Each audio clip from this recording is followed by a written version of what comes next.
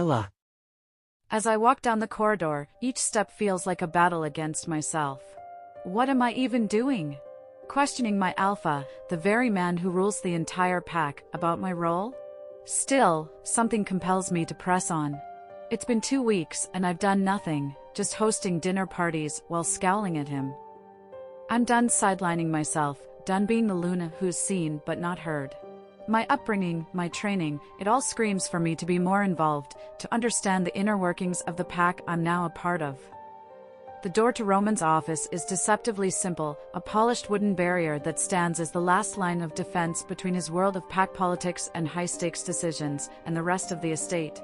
Every time I've stood before it, hand poised to knock, my heart has drummed out a rhythm of uncertainty and anticipation. I'm about to give up again when I hear his voice and my heart leaps into my throat. "Come inside, Ella." Of course, he knew I was here. Swallowing deep, I push the door open and I find him immersed in a sea of paperwork, his brow furrowed in concentration. He looks up, eyes meeting mine, and for a brief moment, I see a glimmer of something familiar, something softer, before it's quickly masked by his alpha demeanor. Then he leans back in his chair and peers up at me. "Is there a reason you've been prancing outside my door for the last hour, little bird?" I swallow a smile. I hate that nickname. His demeanor is more relaxed than usual, almost as if he's happy to have the distraction. It's disarming and reminds me of Jay so much that I have to actually shake my head to remove the visual. Ignoring the playful tone, I walk closer. "I wanted to talk to you about something important." "Oh." He leans back in his chair, eyes narrowing slightly. "And what could be so urgent?" "It's about my role here, in the pack," I start and see a ghost of a smile on his lips. "Ah, a career discussion." Roman leans in, propping his chin on his hand. "Let me guess, you're gunning for my job?" His playful tone irks and charms me in equal measure. "No, but I'd like to do more than planning social events and dinners. I want to get involved, use the training I've had to actually contribute." Roman arches an eyebrow, his smile edged with something more cunning. "Training, huh? Tempting to unleash you on our adversaries and watch the world burn." The atmosphere feels light but laden with unspoken tension. But I sigh and lean my hands on his desk to look him squarely in the eye. "Roman, I'm serious," I insist. "I'm ready for more responsibility and I want to be more involved in the pack. My father trained me to understand pack dynamics, politics, border issues, and more. I don't want to just stand by your side as a pretty decoration. I want to contribute, make decisions, and help our people." His chuckle throws me off guard. "Decoration? Ella, if you were mere decoration, you'd be a masterpiece hanging in the Louvre. But since you're not, what do you propose?" He's teasing, but not in the authoritative way he usually does. There's no ice in his eyes, no wall guarding his true feelings. It's a version of him that I've missed, and suddenly I'm speechless. I press on, leaning in across the desk. "I want to contribute, to be your partner in this. An active Luna." He leans forward, interlocking his fingers and resting his chin on them. "You know, most Lunas enjoy not having the weight of the pack's problems on their shoulders. It's like a vacation with occasional moonlit dances." His words sting, and for a second, I wonder if he's deliberately trying to goad me. I take a deep breath, refusing to let him divert the course of this conversation. I bite back a frustrated sigh. Is he purposely pushing my buttons? A vacation? Do I look like I'm here for leisure, Roman? I can't be the Luna I want to be, the Luna this pack needs, if I'm kept on the sidelines. He considers me, his eyes scrutinizing as though trying to peer into the depths of my resolve. His eyes don't leave mine, and it's almost as if he's trying to see right into my soul. Then his expression softens, the tension ebbs away, replaced by something warm and approving. "Okay," he says softly. "You're right." For a moment, I'm not sure if he's serious or teasing me yet again. I ready myself for disappointment, preparing to argue. But then he sighs, his eyes twinkling as he leans back. My heart flutters, and I catch my breath. Did he just agree? After all my sleepless nights, worrying that my words would fall on deaf ears, he's actually agreed? I feel a wave of relief wash over me, but Roman's next words pull me back to earth. Don't look so surprised, it might become a habit. He grins. I'm sorry I've kept you at a distance, Ella. It wasn't my intention to diminish your role or your abilities. The truth is, I've been protective, maybe overly so. And perhaps I've underestimated your desire to be involved. Protective? The word hovers in the air between us, a double-edged sword that both warms and wounds my heart. I've wanted his protection, yes, but not at the expense of my own strength, my own voice. So, what does this mean? I ask cautiously. It means, he says, getting up from his desk and walking over to me, that you'll accompany me to the western border tomorrow. We've been having some territory issues there, and your perspective would be invaluable. For the first time in weeks, a genuine, unburdened smile blooms on my face. Are you saying I can go with you? I ask cautiously, feeling like I'm walking on air. Yes, Ella. I want you there. I want you involved. But only if you promise not to outshine me too much. My ego is a fragile thing. A genuine smile pulls at my lips. I make no promises. My voice stumbles over the words as I manage a shaky. Thank you, Roman. I won't let you down. He leans in, and for a moment our breaths mingle in the narrow space between us. Letting me down was never even an option. His gaze holds mine, a complex interplay of emotions flickering across his features. The scent of him, earthy, like rain-soaked soil mingled with something uniquely Roman, fills my nostrils, clouding my thoughts, disarming my defenses. His breath mixes with mine in the scant air between us, filling the room with an almost palpable tension. My heart skips a beat, stuttering in a way I didn't think possible anymore, especially not with him.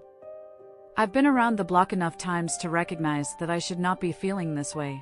My heart shouldn't flutter like a teenager's at every close encounter, especially not with a man who's already betrayed my trust so profoundly. Yet here I am, feeling this confusing mix of emotions I don't have a neat label for.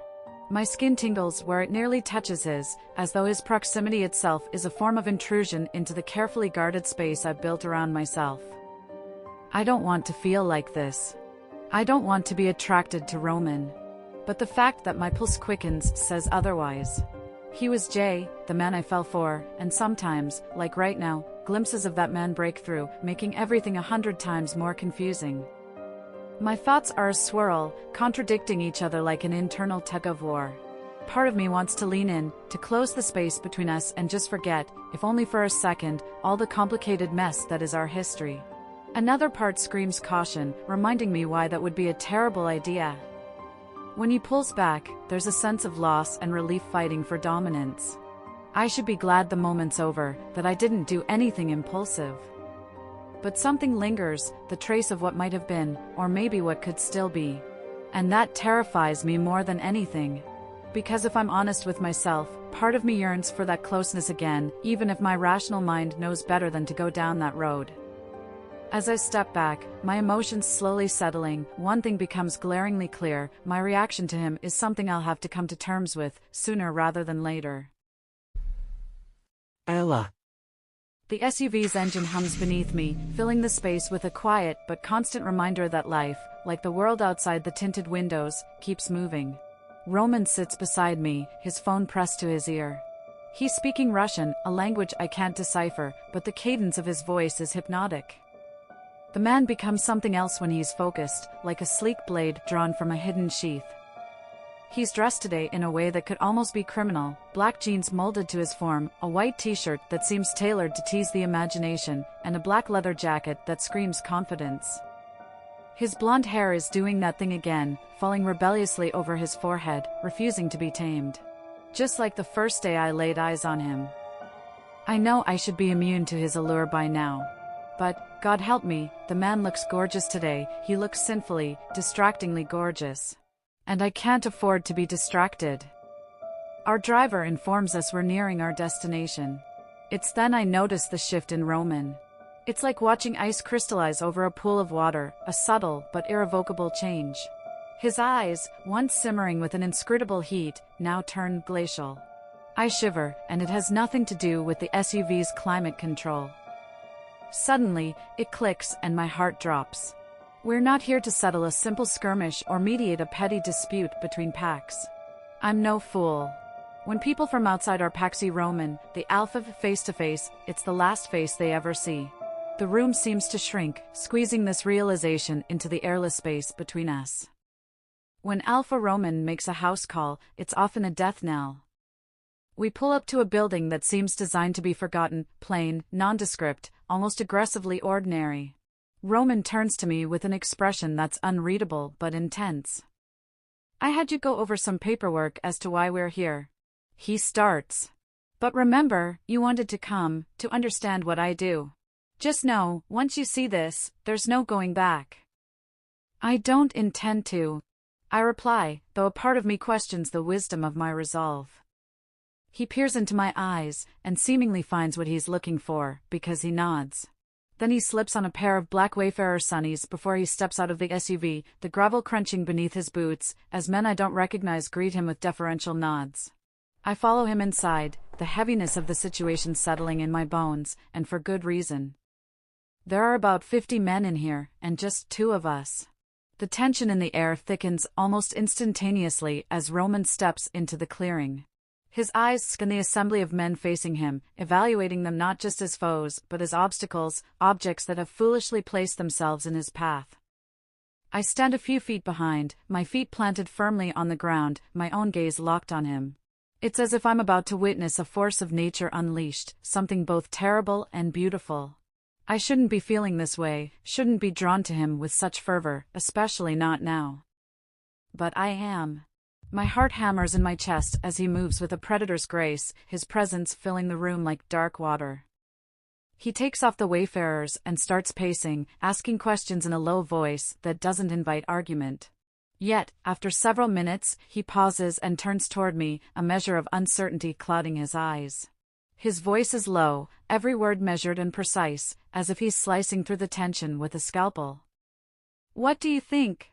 Is he telling the truth, or is this another ruse?" he inquires, catching me off guard.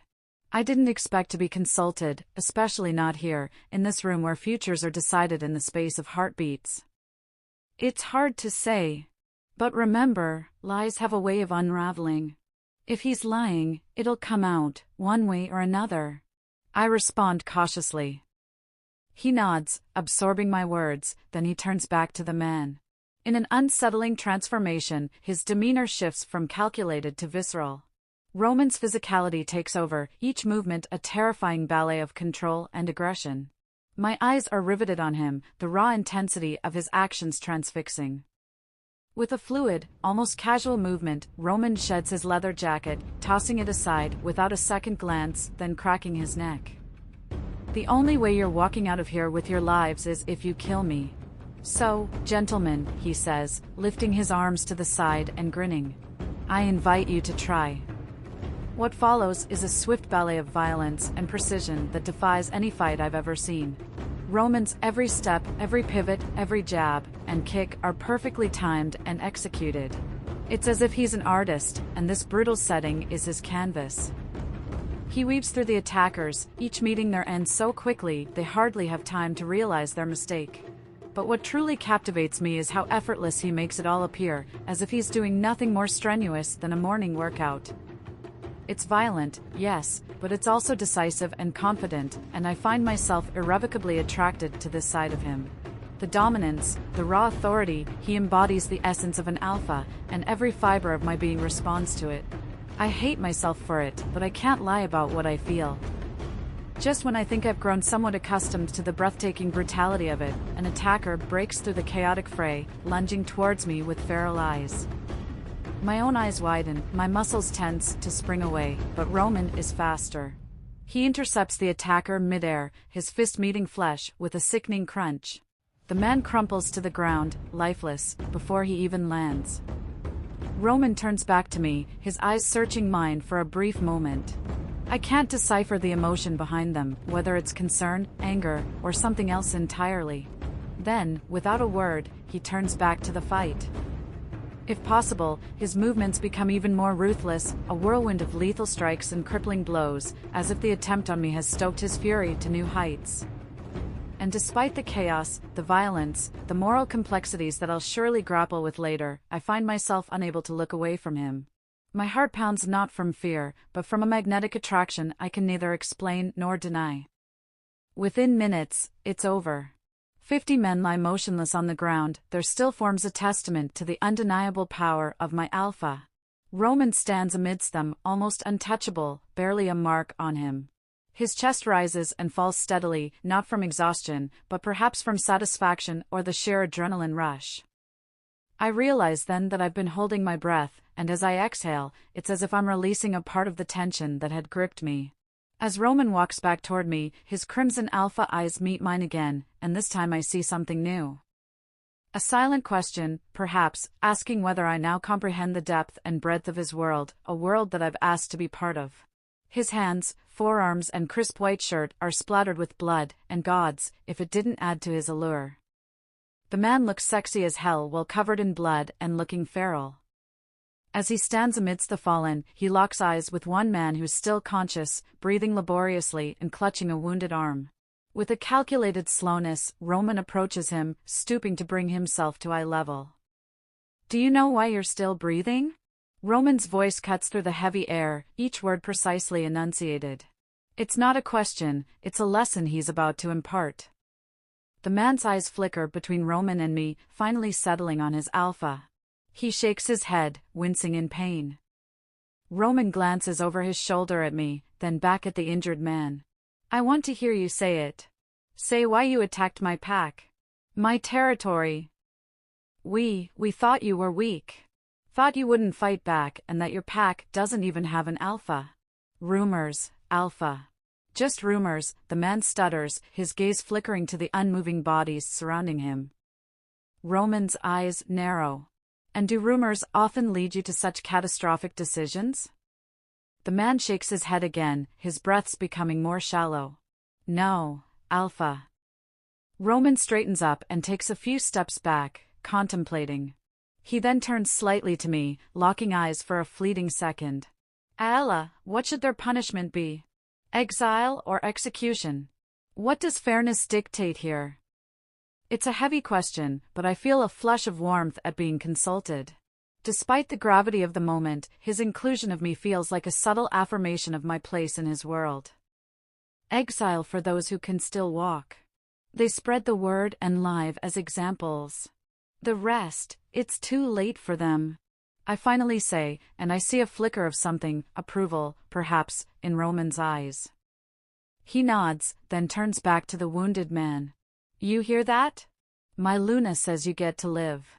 But let this be a lesson to you and anyone foolish enough to listen to rumors over facts. If any of you come back, or even breathe a word against my pack, you'll wish I'd finished the job today." The man's eyes widen, a mixture of relief and terror, and he nods frantically. Roman motions to some of our pack members who had been standing guard at the perimeter. "Get them out of here. Those who can walk, walk. Those who can't, leave them." As the room empties, Roman removes a packet of cigarettes from his back pocket and lights one, then his eyes find mine. "You were right. Lies do unravel, but so do intestines," he says softly, but whether he's referring to the suspect or to something else entirely, I can't tell. Finishing the smoke halfway, he flicks it to the side and finds a sink. He removes the blood-stained shirt, cleaning himself off, before walking back to me. His eyes are still blazing crimson, and although I've seen alpha eyes before, on Roman it looks different. Sexier. We head back to the SUV in a heavy silence that begs to be filled, yet remains stubbornly intact. I can't shake off the image of Roman in that room, a predator who kills without remorse, a man I should not, by any moral standard, find appealing. And yet I do. I catch myself stealing glances at him. The events of the day settle within me like sediment in a still pond. I should be pulling apart every tangled emotion, dissecting each thought for its ethical implications. But for now, for just a few more stolen minutes, I let myself feel what I feel, complicated, confused, but undeniably alive. When we're at the SUV and I'm about to get in, when he slams the door and cages me in with one of his arms on the hood. He leans in, and for a moment our breaths mingle in the narrow space between us. Letting me down was never even an option. He whispers. You did well in there, little bird. My heart skips a beat, my emotions momentarily scattering in all directions at his close proximity. But as quickly as the moment came, it passed, and he stepped back. As we climb into the SUV, Roman turns to me, his eyes searching my face as if looking for something he lost. Thank you for your advice back there, he says, in a tone that suggests he's not just talking about the interrogation. For what it's worth, I reply. It's advice that applies to more than just suspects in a room. His eyes hold mine, intense and inscrutable. I know, he says finally. And in that moment, the full weight of his words, and of mine, settles between us, filling the SUV, filling the space that stretches from where I sit to where he sits, filling the vast, uncertain terrain that now stretches out ahead of us. It's wrong, so horribly wrong, but I find myself feeling, what? Attracted? Aroused? My moral compass screams at the dissonance, but my treacherous body, my equally treacherous heart, can't look away. The sheer power Roman wields fills a room, thick and heavy, like a storm you can feel but can't yet hear. He's a predator, a natural-born alpha, and something in me can't help but respond. You still okay with your decision? He asks as the SUV starts to pull away, his eyes searching mine. Yeah, I say, swallowing hard. It's a lesson they, and I, won't forget. His phone buzzes, snapping me back to reality. He glances at the screen, then locks eyes with me. Whatever expression crosses his face, it's unreadable, a cipher. It's a look filled with unspoken words, fraught with unsaid promises and unbidden risks. The air between us is different, charged, complex. It feels as if we've crossed some invisible threshold, stepped into new territory that is both dangerous and exhilarating. Ella. Inside the black SUV, the silence is almost eerie. I sit with my hands resting on my lap, staring out at the blurred pine trees whisking by through the tinted windows. It's as if the world outside exists on a different plane, far removed from the storm of emotions surging within me. The SUV's leather seats, the quiet hum of its engine, the soft breeze from the AC, all of it feels surreal in the aftermath of what I've just witnessed. What we've just done. Roman sits across from me, separated by the narrow aisle of the car, but it might as well be a mile for how distant he seems. He's on his phone again, the deep baritone of his voice rhythmic and fluid as he speaks in Russian. He's all focus, intensity, authority. I shouldn't find it as attractive as I do, but there's no denying the heat that rises within me at the sound. He looks gorgeous today, even more so without a shirt now. And I hate myself for noticing, for caring, for feeling anything other than the detached respect owed to an alpha by a member of his pack. He ends his call and throws the phone down on the seat next to him. Our eyes lock, and for a moment, I'm caught in the gravity of his gaze. I look away, flustered, turning my attention back to the ever-changing landscape. Then it happens. A growl rumbles from Roman's chest, low, guttural, unnervingly sexy. It resonates through the car, turning the atmosphere heavy with unspoken tension. I feel his eyes burning into me. My heart skips a beat, my breath catches. What's on your mind, little bird? You seem distracted. He breaks the silence, his voice a mixture of curiosity and something darker. Today's been a learning curve, I manage to say, forcing a smile. He leans forward, his arms resting on his knees. Any regrets? No regrets, Roman, you can stop asking me that. Maybe some newfound clarity, though, I respond, holding his gaze steadily. He chuckles, considering my words. Ah, clarity. An elusive beast, but necessary, especially for what lies ahead. What happened today, it's just the tip of the iceberg. If you're in this, Ella, you're in all the way. No half measures. He leans in more, closing the already minimal distance between us, his voice laced with implication. Clarity can be a dangerous thing, though. You start seeing things you never noticed before. Like how captivating someone's eyes can be, or how a simple touch could spark a wildfire. I swallow hard. Is that so? Roman smirks, eyes still locked onto mine, exuding a confidence that's disarmingly magnetic. Absolutely. Like, for example, I can't help but notice how your eyes linger on me a touch longer than they should. Caught off guard, I blush. Well, you're not exactly hard to look at, you know. He chuckles. I'm flattered. And just so you know, you're absolutely gorgeous. In fact, one could say you're a distraction. Only one? I quip, matching his flirtatious tone. Ah, you catch on quick, he grins. Distractions can be exciting, don't you think? My heart is pounding now, echoing in my ears like a drumbeat. They can be. But they can also be dangerous, as you have mentioned before. Especially when there's a lot at stake. Roman's eyes darken a shade, and his voice drops to a near whisper. Some risks are worth taking, Ella. The question is, do you play it safe, or do you roll the dice? I take a deep breath. I know what I signed up for, Roman. He smirks. Is that so? It's interesting you call it a learning curve. I could give you private lessons if you'd like help with that curve. I catch my breath, the flirtatious undertone not lost on me. I'll consider it, I reply cautiously. Good, he leans back, because what you saw today was just a prelude. You're all in now, whether you like it or not. I never said I didn't like it, I shoot back before I can stop myself, uncertain what I actually mean by that.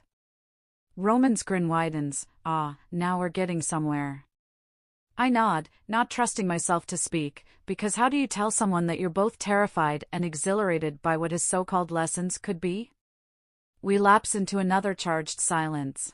The SUV continues its journey through the undulating landscape, the road winding like the complicated thoughts in my head. The tension between us remains palpable, and it's both terrifying and exhilarating. I can't quite shake the unsettling blend of fear and attraction I feel towards this man, my alpha, my enigma, my almost addictive dilemma. His words hang heavy between us, charged with an unsaid promise, or is it a threat? Before I can respond, Roman adds with a devilish smirk, by the way, you're staring. What? I wasn't. You were, he interrupts, and don't worry. I find it flattering. But one can't help but wonder, what were you thinking about so intensely? Heat creeps into my cheeks. What makes you think it was intense? Your eyes, he points out, those gorgeous fucking eyes, they say a lot, even when you're silent. It's distracting, in the best way. I glance away, my heart pounding. You're not making this easy, you know. He chuckles at this, his eyes traveling to my lips. You should try not to look so deep in thought, you might scare away the fun. I laugh despite myself. And what's your definition of fun? He leans in, closer this time, so close I can smell the intoxicating scent of his cologne mixed with the natural musk of his skin. I think you and I have very similar definitions of fun, Ella. We're just both too stubborn to admit it. And there it is, the most dangerous thing of all, Roman understanding me, seeing through me, making me question everything I thought I understood about myself. His eyes find mine once more, and I'm caught in them, trapped and liberated at the same time. You should be careful, he warns softly, yet there's a smoldering edge to his words. I suck in shaky breath. Careful of what? Of thinking you're the only one affected by all of this, he murmurs, leaning forward just a little, as if contemplating breaking the invisible line between us. And I stare at him, daring him to break it. It doesn't take long either. The moment his lips touch mine, it feels like a string has snapped. His mouth crashes into mine with such fervency that it's like a shock to my system. With a swift movement, he flips us around so that I'm on top of him, his hands firmly on my hips. I could smell your arousal as soon as I started ripping off limbs back there, he growls, wrapping my braid around his fist and pulling my head back. You're not as innocent as you try to make yourself out to be, are you, little bird? Fuck you, Roman, I growl, hating how he's making me feel, but not wanting him to stop. He chuckles at this, grinding his hard cock into my core. Such a filthy mouth, Ella. However, I'm not fucking you today, he says, sliding his hands up my dress and towards my throbbing center. What the fuck were you thinking wearing this today? My cock has been hard since we left the pack house. As soon as his fingers skim my damp panties, he stifles a growl and I peer down at him. I didn't dress like this for you. I trail off, stifling a moan, but he simply chuckles. Keep telling yourself that, but this, he says, slipping his fingers through my folds. Oh baby, this tells me more than you ever could. Roman. I murmur his name as he encircles his finger around my clit, and it sends a shiver shooting up my spine.